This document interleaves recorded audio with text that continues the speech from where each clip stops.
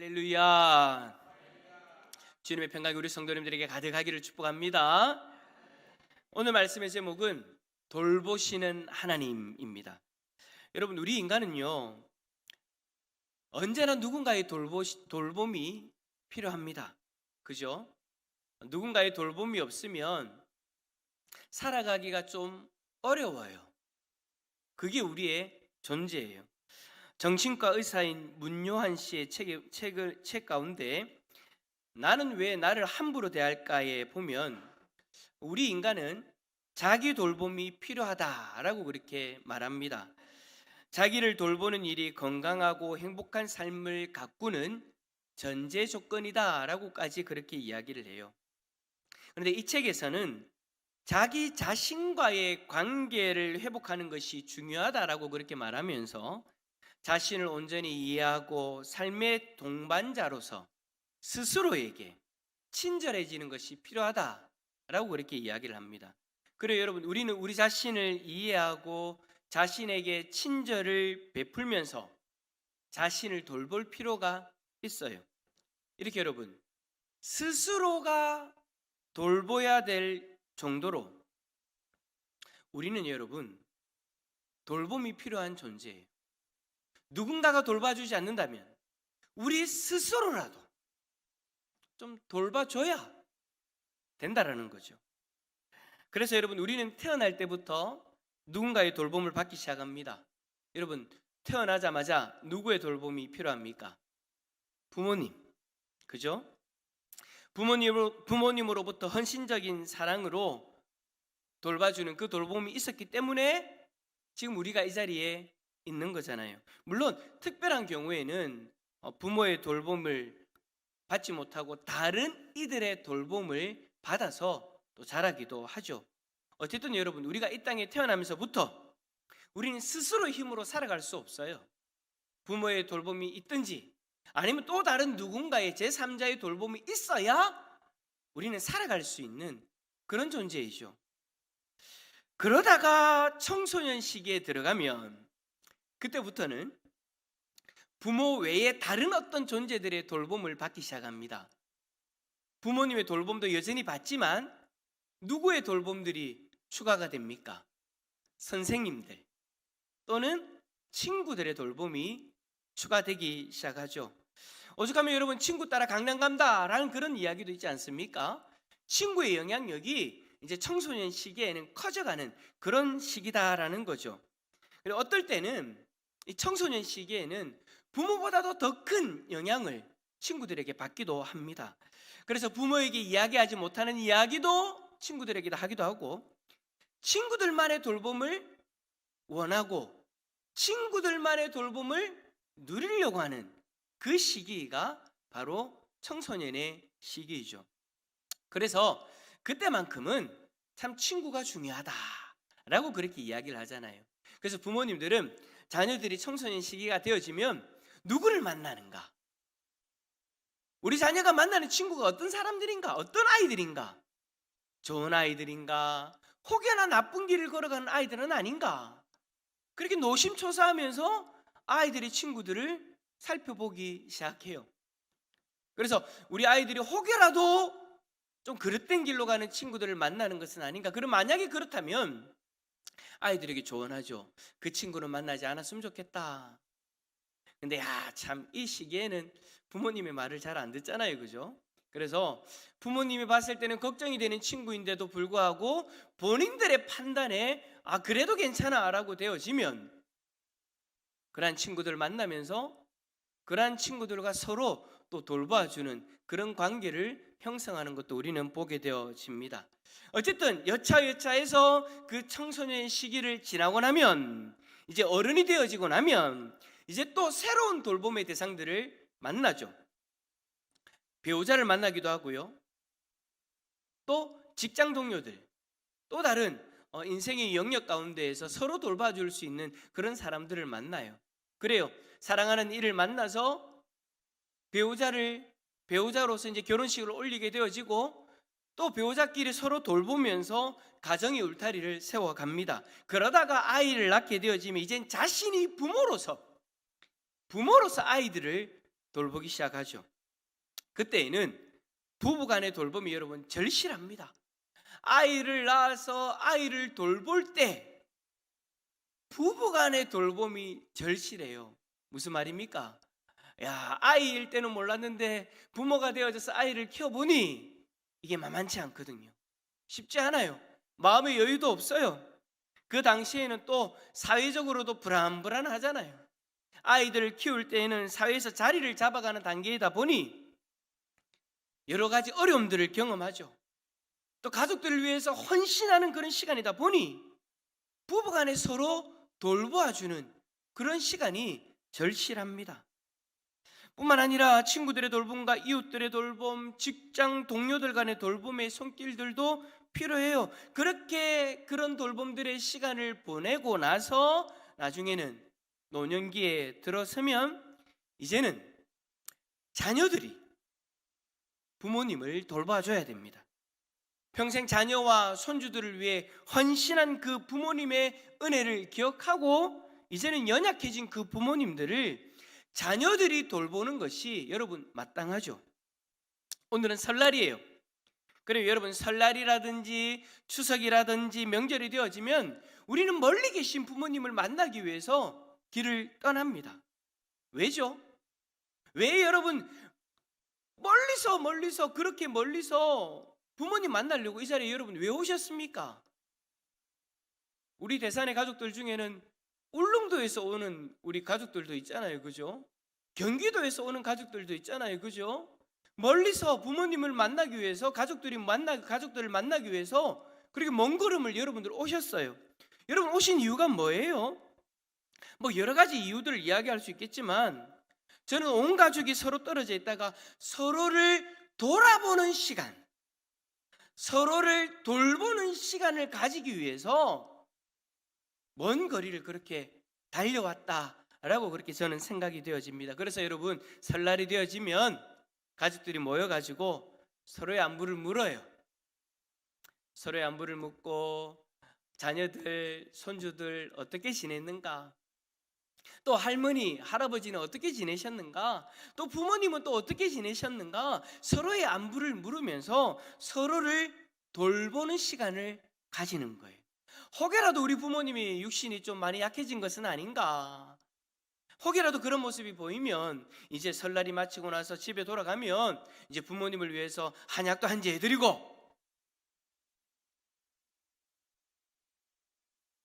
우리 부모님 몸을 좀 보니까 좀 몸이 좀 많이 힘드신 것 같은데 안마기도 선물해드리고,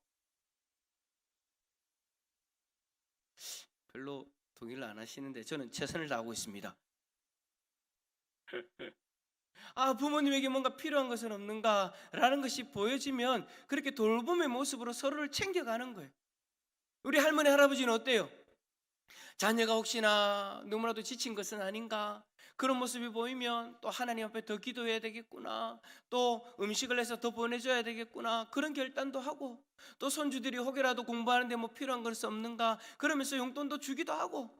여러분 우리가 설날에 만나서 이렇게 시간을 여러분 보내는 것은요, 그냥 형식적으로 설날이니까 부모님 얼굴 한번 보자, 할머니 할아버지 얼굴 한번 보자가 아니에요. 여러분 서로 돌봄의 시간을 갖기 위해서 우리는 이렇게 여러분 명절날 그 먼 거리를 다 뚫고 달려오는 거예요. 그래서 여러분 명절은 우리에게 의미가 있는 거죠. 그래서 여러분 부탁드립니다. 멀리서 온 가족 여러분, 오늘 부모님과 함께 계실 때에 형식적으로만 좀 계시지 마시고 부모님들과 그리고 형제들을 돌보는 시간을 가질 수 있기를 축복합니다. 저도 여러분 이제 결혼하고 자녀들을 놓고 있다 보니까 명절을요 형식적으로 보내요. 첫째 날에는 이 집에 갔다가 가서 인사만 하고, 둘째 날에는 또 이 집에 가고, 요즘에 또 바빠가지고 첫째 날 갔다가 첫째 날 여기 갔다가 저기 갔다가 끝. 형식적으로 부모님 얼굴 한번 보고 형제들 얼굴 한번 보고 그렇게 끝내려고 하는 모습들을 제 안에서도 그렇게 발견되어지더라고요. 그래서 부탁을 드리는 거예요. 형식적으로 여러분 그렇게 얼굴 한번 보는 것으로 끝내지 말고 따라서 합시다. 돌봄의 시간을 갖자. 예. 그래요, 여러분. 우리는 날 때부터 지금까지 돌봄이 필요했고 지금도 앞으로도 돌봄이 반드시 필요합니다. 그런데 여러분, 불행하게도 우리의 돌봄에는 한계가 있더라고요. 서로 사랑하는 가족이고 친구이고 이웃이기에 언제나 서로 돌보고 싶고 무엇이든지 서로의 힘을 다하여 돌보고 싶은데 우리에게는 있는 그 한계로 인해서 어떨 때는 여러분 돌봄이 소홀해질 때가 있죠. 우리의 능력에는 한계가 있기 때문에 모든 영역에 모두가 만족할 만큼 그렇게 돌보지는 못합니다. 시간의 한계가 있어서 어느 시기가 되어지면 그 돌봄을 멈춰야 될 때도 있어요. 한 예로 부모님이 연로하셔서 우리의 곁을 떠나게 되어지면 우리는 그 시간의 한계를 넘어서지 못하고 결국에는 우리가 부모님을 돌봐야 되는 그 모든 것들을 멈춰야 될 때가 있는 거죠. 그래서 여러분, 우리 자녀들은 언제나 우리에게 주어진 시간에 최선을 다해야 될 것 같아요. 최선을 다해서 우리에게 주어진 그 시간에 부모님을 돌봐 드려야 나중에 하나님이 정한 때가 되어지면 후회를 하지 않게 되더라고요. 그래서 오늘 설날에도 우리는 최선을 다해 부모님을 섬길 수 있기를 축복합니다. 그리고 여러분, 우리가 가진 물질의 한계로 인해서 서로 돌보는데 한계를 경험하기도 합니다. 여러분, 돈만 많으면 얼마나 좋겠습니까? 돈이 많으면 얼마나 좋아요. 정말 필요한 것들 다 사드리고 싶고 다 해드리고 싶고 다 돌보고 싶은데 그게 언제나 아쉽죠. 부모님 몸이 약해지신 것을 보면 뭔가를 더 해드리고 싶은데 우리가 물질적인 한계가 있으니 다 해드리지 못하면 그 아쉬운 마음. 근데 여러분, 아쉬워하더라도 좌절은 하지 마세요. 부모님도 다 이해해요. 부모님들도 다 이해하고 굳이 그렇게 하지 않더라도 여러분의 돌봄, 여러분들의 그 섬김, 기쁨으로 그 마음만으로도 기뻐하고 만족하는 것이 우리 부모님이신 줄 믿습니다. 믿습니다 하면 부모님들 아멘 해주시면 우리 자녀들이 힘이 날 건데. 그래요, 여러분. 우리는 그런 물질적인 한계도 있기 때문에 부모님을 섬기는 데에도 한계가 있고요, 우리 자녀들을 돌보는 데에도 한계가 있어요. 부부 가운데 부부들끼리 서로 돌보는 데에도 이 물질의 한계 때문에 어떨 때는 섭섭해하기도 하고 어떨 때는 그렇게 힘든 시간을 보내기도 하죠.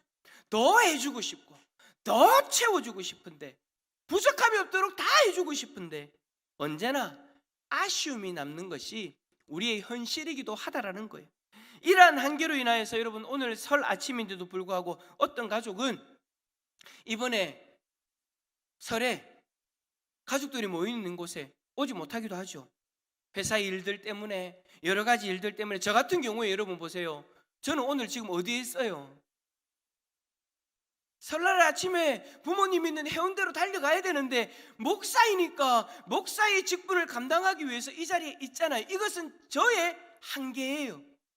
그렇다고 해서 여러분 제가 좌절하겠습니까? 아니요. 저의 직분의 한계이기 때문에 저는 이것으로 만족하고 또 하나님 앞에 또 충성을 다하면서 또 저에게 주어진 그 시간에 또 부모님을 섬기기 위해서 오늘이나 내일 또 그렇게 내려가면 되는 거죠. 무슨 이야기하고 있어요? 자기들마다 각자마다 한계가 있어서 그 한계로 인하여서 우리는 돌봄의 그 한계를 부딪히고 있다라는 거예요. 이렇다 보니 우리는 사실 나를 잘 돌봐줄 수 있는 대상을 찾아 나설 때도 있습니다. 서로가 잘 돌봐주면 되는데 서로에게 있는 그 한계 때문에 서로를 잘 돌봐주지 못하니 우리의 한계를 극복해서 뛰어넘어서 우리를 돌봐줄 수 있는 그런 존재를 우리는 찾아 살아가게 된다라는 거예요. 우리는 그렇게 살아가고 있어요. 그러다가 우리는 어느 순간 이 세상 어느 누구와도 비교가 안 되는 돌봄의 손길을 발견할 때가 있죠. 바로 오늘 본문에서 마리아가 고백하는 그 돌봄의 손길 말입니다. 오늘 본문의 말씀은 마리아가 엘리사벳을 만난 이후에 하나님을 찬양하는 내용을 기록하고 있습니다. 그 내용 중에 하나님이 자신을 돌보신다라고 고백합니다. 그래요, 여러분. 하나님은 우리를 돌보시는 우리의 아버지 하나님이십니다. 그런데 하나님의 돌보시면은 여러분 특징이 있대요. 그 특징이 뭐냐? 첫 번째, 우리가 먼저 찾은 것이 아니다라고 그렇게 고백합니다. 우리는 여러분 하나님의 돌보심을 구하지 않았습니다. 우리 중에 여러분 우리 스스로 하나님의 돌보심을 구한 적이 있나요? 우리 쪽에서 하나님을 먼저 찾지 않았어요. 우리 쪽에서 먼저 하나님의 돌보심을 구하지 않았어요. 우리가 믿기 전에, 우리가 교회 나오기 전에 여러분 우리의 모습을 한번 생각해 보십시오. 우리도 여러분 솔직히 하나님을 인정하지 않았잖아요. 하나님을 떠나 살았잖아요. 우리 쪽에서는 하나님을 바라보지도 않았고 우리 쪽에서는 하나님을 구하지도 않았어요. 하나님 날 좀 돌봐 주세요 라고 먼저 하나님 앞에 구하신 분이 누가 있습니까? 그런 우리를 하나님은 가만히 두지 않으셨어요. 하나님은 우리를 자신의 손으로 돌보시기 위해서 계속해서 손을 내미셨어요. 어떤 방식으로요? 하나님의 백성들을 통해서, 그리스도인들을 통해서 하나님은 우리를 돌보시기 위해서 계속해서 손을 내미셨어요. 여기에 계신 많은 분들이 그 손길을 처음에는 거부하셨죠. 제가 신방을 하면서 여러분들의 이야기를 들어보니까 제가 교회 오기 전에 참 그 전에 많은 이들이 저를 교회 데리고 오기 위해서 참 많은 노력들을 했는데 그때는 왜 그렇게 교회 가기 싫던지, 그때는 왜 그렇게 하나님이라는 존재 자체에 대해서 마음이 열리지 않던지 그때는 다 거부했는데 그렇게 살다가 이제서야 내가 이 자리에 오게 되었다라고 고백하시는 분들이 많이 계시잖아요. 또 어떤 분들은 그렇게 이야기를 해요. 어릴 때부터 부모님을 따라서 교회 왔는데 부모님이 믿으라고 해는 믿었고 예배를 드려야 된다고 하니 예배를 드렸어요. 그런데 내 안에 솔직히 믿음이 없었어요. 나중에 청소년 시기에 청년부의 시기를 지나면서 내 스스로가 예수님을 믿지 못하는 모습을 발견하고 그렇게 있었는데 부모님은 계속해서 나에게 손을 내미셨다고. 하나님이 부모님을 통해서 계속해서 나를 부르셨다고. 교회에 와서 전도사님들이나 목사님들이나 선생님들이 계속해서 복음을 전하셨고 하나님은 계속해서 나를 그렇게 부르셨는데 그 시절에는 왜 그렇게 믿기가 힘들든지, 어릴 때부터 습관적으로 믿는 그 모습이었는데 내가 예수님을 인격적으로 만나지 못했던 그런 시기들이 있었노라고. 왜 그렇게 그 부르심에 외면하며 살았는지 모르겠다고 그렇게 고백하는 분들이 있었죠. 그러다가 이제서야 하나님 부르심에 내가 응답하고 이제는 나의 믿음으로 하나님 앞에 나와 있습니다 라고 고백하는 그런 분들도 있죠. 그래요, 여러분, 우리는 우리 스스로의 힘으로 하나님을 찾지 못했었습니다.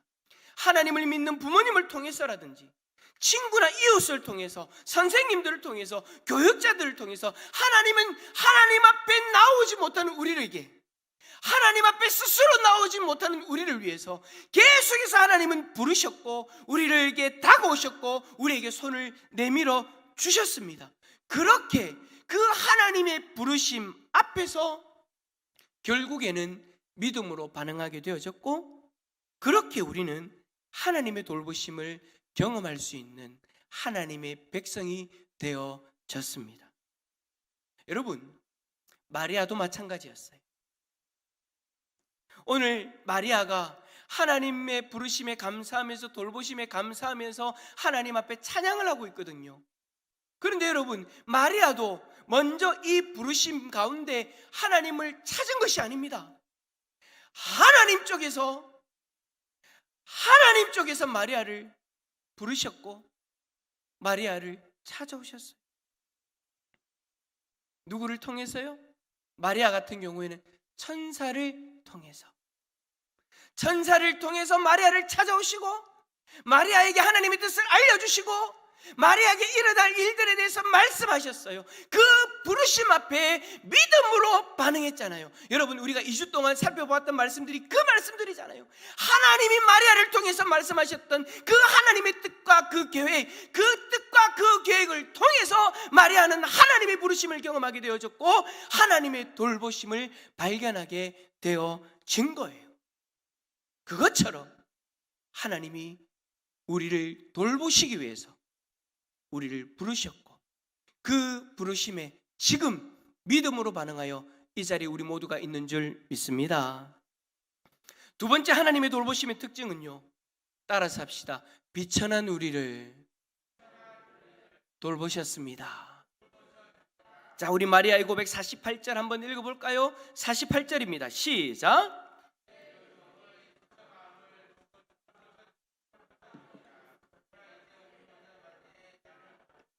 아멘. 사실 여러분, 우리는 서로를 돌볼 때요, 부부끼리도 그렇고 이웃끼리도 그렇고 서로를 돌볼 때 상대방에게 비천한 모습이 있으면 처음에는 어떻게든 돌봐주려고 합니다. 그런데 앞에서 이야기했던 것처럼 우리의 한계에 부딪히면 어떻게 되어집니까? 그 비천한 모습이 여전히 보여도 어느 순간 돌보는 것을 포기하죠. 참 안타까운 것이 형제들끼리도 그렇더라고요. 처음에는 형제들이 어려워하는 형제가 있으면 막 물심양면으로 도와줍니다.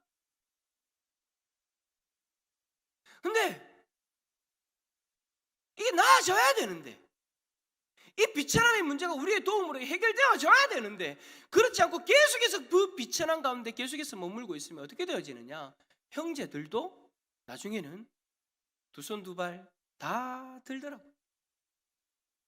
나중에는요, 전화도 안 받아요. 나중에는요, 명절날 집에도 안 와요. 여러분, 그런 모습을 제가 뭐라고 하는 것이 아닙니다. 지금 제가 이야기하고 싶은 것은 우리의 그것이 한계라는 겁니다. 가족조차도 비천함이 보이면 한계를 경험하게 되는데, 오늘 마리아는 뭐라고 이야기합니까? 하나님은 내가 비천하다 할지라도, 내 모습이 볼품없다 할지라도 하나님은 그런 나를 포기하지 아니하시고 끝까지 돌보시는 하나님이시니라. 오늘 마리아는 그 고백을 하고 있는 거예요. 오죽하면 여러분, 예수님이 진정한 이웃에 대해서 설명을 하실 때 도둑 맞은 자의 그 비유를 하시잖아요. 오죽하면 그 비유를 하셨을까요? 한 사람이 강도를 만나서 길에 버려져 있습니다. 대부분의 사람들이 외면하면 다 지나갑니다. 근데 외면한 사람들이 다 누구냐? 종교 지도자들이에요. 하나님의 사랑을 이야기하는 사람들이에요. 율법을 지켜야 된다고 주장하는 사람들이에요. 사람들 앞에서 다 존경받는 그들이에요. 그런데 비천한 그를 바라보고 다 모른 체하고 지나가요. 오직 한 사람, 사마리아인, 유대인들로부터 부정하다를 여기받는 그 혼자 한 사람만 그 강도 맞은 사람을, 그 비천한 지경에 있는 사람을 돌봐주죠. 여러분, 예수님이 이 비유를 하신 그 여러분 배경이 뭘까요? 그 시대에 사람들이 그렇게 살아가고 있다는 거예요. 우리도 마찬가지다라는 거죠. 매번 사랑을 이야기해요. 가족들끼리도 사랑을 이야기하고 우리 대산의 공동체도 모일 때마다 사랑을 이야기해요. 서로 돌봐줘야 된다라고, 서로 사랑하면서 하나가 되어져야 된다라고. 비천한 지경에 처한 부모님, 형제들, 우리 대산의 가족들 외면하면 안 된다고 그렇게 이야기를 합니다. 그렇게 여러분 이야기하고 주장하는 이유가 뭡니까? 잘하고 있으면 이야기 안 해도 되잖아요. 근데 성경이 계속해서 우리에게 이야기하는 그 이유가 뭡니까? 우리가 그렇게 잘 살아가지 못하니까. 하나님이 계속해서 우리에게 이야기하시는 거예요. 그러면 안 된다고. 그런데도 불구하고 우리는 우리의 한계를 경험하게 되죠. 왜 여러분 그것이 우리에게 한계가 되어졌습니까? 비천한 이를 돌보려면요, 내 자신을 헌신해야 되기 때문이에요. 어느 순간 내가 힘들어지는 것을 경험하면서도 돌봐줘야 되기 때문이에요. 그래서 여러분, 우리는 그 한계를 극복하지 못하고 어느 순간 그 돌봄을 내려놔 버리죠. 그런데 여러분, 성경은 우리하고 하나님하고 다르다고 이야기합니다. 아무리 비천한 지경에 있다 할지라도 하나님은 포기하지 않으신대요. 사랑하시되 끝까지 사랑하신답니다.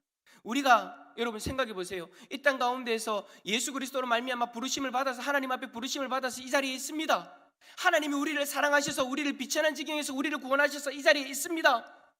그런데 여러분, 구원받은 지 몇 년 되셨습니까?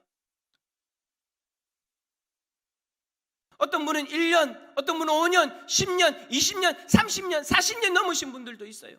그런데 여러분, 우리의 모습을 돌아보십시오.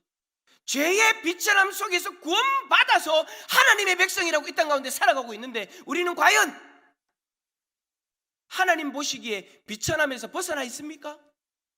제가 지금 이야기하는 비천함은 죄의 비천함을 이야기하는 겁니다. 죄로 말미암아 비천한 그 모습, 완전한 의를 경험하고 있습니까? 아니요, 그렇지 못하잖아요. 여전히 넘어져요. 여전히 비천한 가운데 거하고 있어요. 자, 여러분, 만약에 하나님이 우리라면, 우리가 만약에 하나님이라면, 내가 사랑하는 대상이 비천함에서 좀 벗어났으면 좋겠다 싶어서 헌신했는데, 내 자신을 희생했는데, 그 희생에도 불구하고 10년이 지나도 20년이 지나도 30년이 지나도 여전히 그 비천함 속에서 허우적거리고 있는 모습을 발견하게 된다면 우리는 어떻게 할까요? 지금 성품을 그대로 가진 모습으로 내가 하나님 자리에 선다면 우리는 포기할 거예요. 근데 여러분, 우리를 구원하신 하나님은 성경은 뭐라고 이야기합니까? 포기하지 않는데요. 끝까지 돌보아 주신대요. 여러분, 오늘 이 마리아의 고백이 우리에게 참 위로가 되어질 수 있기를 축복합니다. 하나님은요, 우리 하나님은요, 내가 좀 비천해도요, 내가 좀 부족해도요, 포기하지 않고 끝까지 돌보아 주신대요. 여러분, 엘리야를 보세요. 엘리야는 어떤 사람입니까? 선지자 중에 대단한 사람입니다. 능력의 선지자입니다. 선지자하면 엘리야예요. 그런데 여러분, 그 대단한 엘리야 선지자도 비천한 지경에 처할 때가 있었습니다. 그 대단한 선지자 엘리야도 하나님 앞에 뭐라고 이야기하느냐? 차라리 하나님요, 내 좀 죽여주이소. 지금 시대 우리말로 이야기하면 뭡니까? 죽고 싶다는, 자살하고 싶다라는 거예요. 엘리야도 여러분, 그렇게 비천한 지경 가운데 처하는 그러한 상황이 있었어요. 차라리 나를 죽여달라고 하나님 앞에 울부짖습니다. 그것도 우리가 너무나도 좋게 생각하는, 긍정적으로 생각하는 그 로뎀 나무 아래에서. 그렇게 능력 있고 대단한 선지자 엘리야가 광야에 있는 그 로뎀 나무 아래에서 자신을 죽여달라는 그 비천한 지경에 이르렀을 때 하나님 뭐라고 이야기하십니까? 하나님은 그를 어떻게 대하십니까?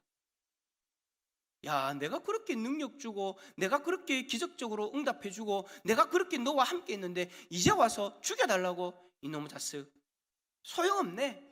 내가 그렇게 잘해주고, 그렇게 능력 있게 해주고, 그렇게 다 투자해서 내가 너를 인도했는데, 너를 통해서 내가 얼마나 수많은 많은 기적들을 행했는데 이제 와서 그 이야기하냐? 이놈의 자식아, 이놈의 자식아, 때리치라. 솔직히 저 같으면 그렇게 이야기할 것 같은데, 우리 하나님 어떻게 하시는 줄 아십니까? 자신을 죽여달라고 하는 그 선지자를 위해서 천사를 보내십니다. 그 로뎀 나무 아래에서 죽음만을 바라보는 그 선지자 엘리야를 돌봐 주십니다. 결국에는 어떻게 됩니까? 엘리야 선지자가 회복이 되어집니다. 아무리 비천한 지경에 있어도 하나님은 포기하지 않으시고 그를 돌보셔서 회복시켜 주시는 거예요. 여러분, 마리아도 마찬가지예요. 마리아는 이 세상에서 아무것도 아닌 존재였어요. 그의 집안, 그의 능력, 비천함 그 자체였어요. 하지만 하나님은 비천한 그녀를 선택하셨고 그녀의 몸속에 이 세상을 구원할 메시아 예수 그리스도를 잉태케 하셨습니다. 비천한 인생이 하나님의 크신 뜻을 이루는 놀라운 그 인생의 전환점을 맞이하게 된 거죠. 엘리야도 마찬가지였다라는 거예요. 하나님은 비참한 지경에 있던 엘리야를 돌보셔서 다시 하나님의 뜻을 바라보고 하나님의 뜻을 이루는 능력의 자리로 그를 이끌어 가십니다. 하나님의 돌보심이 있었기에 그 일이 가능해진 거예요. 여러분, 우리도 마찬가지. 하나님은 죄악으로 멸망의 길을 걸어가는 비천한 가운데 있는 우리에게 찾아오셨습니다. 죄악이 가득한 우리를 외면하셔도 어느 누구 하나 하나님을 비난할 수 없는 상황이었잖아요. 우리 쪽에서 하나님을 버렸고 우리 쪽에서 하나님을 떠났어요. 우리는 하나님을 바라보지도 않았고 하나님이 아니라 다른 신들을 세워서 그 신이 마치 우리의 신인 양 그렇게 섬기며 살았어요. 그 비천한 가운데 있는 우리를 위해서 자신의 독생자를 내어주셨잖아요. 자신의 독생자의 생명을 내어주셨잖아요. 그 생명값으로 우리를 속량해 주셨어요. 우리를 용서해 주시고 우리를 자신의 자녀 삼아 주셨습니다. 여러분, 우리가 뭐라고? 그 비천한 우리가 뭐라고? 멸망의 길을 걸어가는 우리를 위해 독생자의 생명을 내어주십니까? 우리가 뭐라고? 비천한 그 세상에 빠진 우리의 인생을 돌봐주십니까? 하나님은 우리를 사랑하시기, 이 모든 것들, 우리가 도무지 극복할 수 없는 그 모든 것들을 하나님이 극복하시고 지금도 우리를 돌보고 계십니다. 이사야 41장 10절 말씀을 보십시오. 두려워하지 말라, 내가 너와 함께함이라. 놀라지 말라, 나는 내 하나님이 됨이라. 내가 너를 굳세게 하리라. 참으로 너를 도와주리라. 참으로 나의 의로운 오른손으로 너를 붙들리라. 이 말씀을 한 단어로 이야기하면 뭡니까? 내가 너를 돌봐줄게. 걱정하지 마라, 내가 너를 돌봐줄게. 비천한 가운데 있는 너를 사랑하여 너를 건졌는데 내가 너를 어떻게 포기하냐? 내가 너를 돌봐줄게. 언제까지요? 55절의 마리아의 고백처럼 영원히. 하나님은 우리를 영원히 돌보아 주십니다. 그렇다면 여러분, 마지막으로 하나님은 왜 우리를 이렇게까지 돌봐 주시는 걸까요? 예, 사랑하시기 때문이에요. 사랑하셨기 때문에 독생자를 보내주셨고 하나님이 우리를 사랑하시기에 지금도 우리를 돌봐주시죠. 그런데 여러분, 이 하나님의 돌보심은요, 단순히 그래 이런 모습이 아니에요. 그냥 그래 그냥 그 자리에 있어 간 목적이 아니에요. 마치 여러분 온실의 화초들처럼 그냥 그 자리에 두고 구경하기 위해서, 그냥 그 자리에 두고 바라만 보기 위해서 돌보시는 것이 아니라는 거예요. 하나님은 우리를 돌보시고 우리를 향한 하나님의 뜻을 이루시기를 원하십니다. 엘리야에게도 그렇고요, 마리아에게도 그러셨죠. 마찬가지로 지금 우리에게도 동일합니다. 그 하나님의 뜻이 무엇입니까? 우리를 향한 하나님의 뜻, 그것은 바로 우리가 주님의 증인으로 살아가는 것입니다. 여러분, 하나님이 이 세상에서 무엇을 가장 기뻐하십니까? 무엇을 가장 고대하십니까? 잃어버린 한 영혼이 하나님 앞으로 돌아오는 것. 잃어버린 양이 목자의 품에 돌아왔을 때 잔치를 여는 것처럼 하나님은 말씀하십니다. 내가 천국 잔치를 열겠노라고. 한 영혼이 돌아오는 것을 하나님이 가장 기뻐하시잖아요. 여러분, 마치 탕자가 돌아왔을 때, 집을 떠난 그 막내 아들이 돌아왔을 때, 아버지를 버리고 집을 다 버리고 떠난 아들임에도 불구하고 잔치를 벌였던, 다시 돌아왔을 때 잔치를 벌렸던 그 아버지의 마음이 우리 하나님 아버지의 마음이라는 거예요. 하나님은 우리가 돌아오기를 기다리셨듯이 지금도 또 다른 영혼들이 하나님 앞으로 돌아오기를 기다리고 계십니다. 그 일을 바로 지금 하나님이 돌보시는 우리를 통해 일하기를 원하신다라는 거예요. 우리에게 복음을 전하고 인도한 이들도 이러한 하나님의 마음을 알고 순종하였던 것이고, 이제 그 복음의 바톤이 우리에게 넘겨진 거예요. 만약 우리가 여러분 이러한 하나님의 뜻을 거부해버리고 그냥 온실 안에 하초처럼 하나님의 돌보심만 나는 그냥 받기를 원해요 라고 그렇게 한다면 여러분, 이것은요 마치 어떤 모습이냐면 마리아가 하나님의 뜻을 거부하는 것과 같은 거예요. 아니요, 하나님, 나는 그냥 하나님이 나를 부르시고 하나님이 나를 찾으시고 하나님이 나를 하나님의 자녀 삼아주시고 그냥 그렇게 살고 싶어요. 그런데 왜 내 몸속에 아기 예수를 넣습니까? 처녀인 내 몸속에 왜 아기 예수를 넣습니까? 남자를 알지 못하는 내가 임신하게 되어지면 사람들로부터 조롱받을 것이고 사람들로부터 오해를 받을 것이고 그리하면 나를 돌 맞아 죽습니다. 약혼하여 결혼하기 전에 어떻게 내가 남자를 알지 못하는데 임신합니까? 잘못하면 다른 남자와 바람 피웠다라고 이야기 들을 수 있지 않습니까? 나는 그냥 하나님이 돌봐주시기만을 원합니다. 나를 향한 하나님의 뜻이 이루어지지 않고 그냥 돌보아만 주세요. 근데 여러분, 이 찬송을 들었을 때 이미 마리아의 몸속에 아기 예수가 들어섰어요. 지난주에 우리가 보았던 그 말씀을 기억해 보십시오. 엘리사벳을 만났을 때 그 태중의 아기를 보고 엘리사벳도 성령 충만하여 기뻐했고 엘리사벳의 몸속에 있던 세례 요한도 기뻐했다라고 그렇게 했잖아요. 이미 마리아의 몸속에 아기가 있어요. 하나님 돌보심은 좋은데 하나님의 뜻이 나의 삶 가운데 이루어지면 내가 힘들어집니다. 나는 이것을 거부합니다. 차라리 이 아이를 지울게요. 하나님의 뜻을 거부하면 결국에는 그 행동을 해야 되는 거예요. 엘리야는 어떻습니까? 로뎀나무 아래에서 죽기를 작정하였으나 하나님의 돌보심을 회복이 되었는데 그 돌보심은 좋지만 하나님의 뜻을 거부해버렸다면 그는 다시 그 자리에서 자신의 생명을 포기했을 거예요. 왜 이렇게 이야기할 수 있냐고요? 그 하나님의 뜻이 자신을 죽이려고 하는 이들에게 나아가는 것이기 때문입니다. 차라리 그러면 하나님의 돌보심으로 내가 회복되는 것은 좋지만 하나님의 뜻이 이루어지는 것은 내가 너무 싫으니 차라리 그러면 내가 이 자리에서 그냥 죽어버리죠. 하나님의 뜻을 거부한 것은 여러분 그들에게 그런 의미가 있었다라는 거예요. 제가 지금 이 두 사람을 예를 들면서 무슨 이야기를 하는 겁니까? 우리가 하나님의 돌보심을 받았는데도 하나님의 뜻을 외면한다면 하나님의 돌보심은 우리에게 아무 의미가 없다라는 거예요. 우리가 하나님의 돌보심으로 이 자리에 있다면 우리는 우리를 돌보시는 하나님의 뜻을 바라보고 그 뜻을 따라 나아가야 됩니다. 주님의 증인으로서 한 영혼을 주님 곁으로 인도하는 것, 그것이 지금 우리가 바라보고 순종해야 될 하나님의 뜻인 거예요. 제자들을 보십시오. 그들은 하나님의 돌보심으로 진정한 회복을 경험한 사람들이었습니다. 예수님이 십자가에서 죽으실 때 그들은 인생의 패배자로서 숨고 도망갔었죠. 그런 그들을 부활하신 주님이 찾아가시고 그들을 한 사람 한 사람을 돌보아 주셨습니다. 심지어 예수님을 부인했던, 3번이나 부인했던 베드로조차도 말입니다. 그리고 그들에게 성령 하나님을 보내주심으로 그들의 삶을 증인의 삶으로 살게 하셨죠.